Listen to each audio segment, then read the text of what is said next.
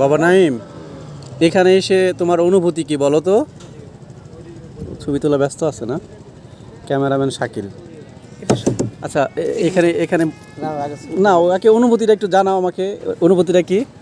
আচ্ছা আমার ভাইরা, তোমার অনুভূতি কি এই চাঁদপুর এসে? মন খুবই খারাপ, মন অনেক খুবই খারাপ তোমার, কথা বলতে চাও না এই জন্য না? ইলিশ মাছ হুম, না পেলাম ঘোরার কোনো ভালো দৃশ্য। আহারে ভাই, তোমার অনুভূতি কি? আমি ওনার সাথে আছি।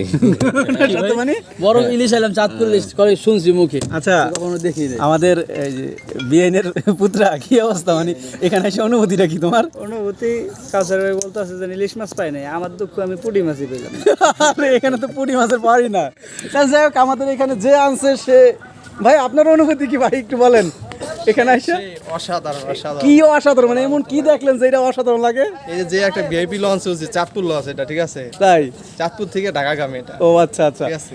শামীম, আমাদের এখানে যে আনছে, একটু এক মিনিট, আমাদের এখানে যে আনছে সে বলছে এখানে ভিউজটা অসাধারণ, এখানে অসাধারণ মতো ভিউজ কোনো কি পাইছো?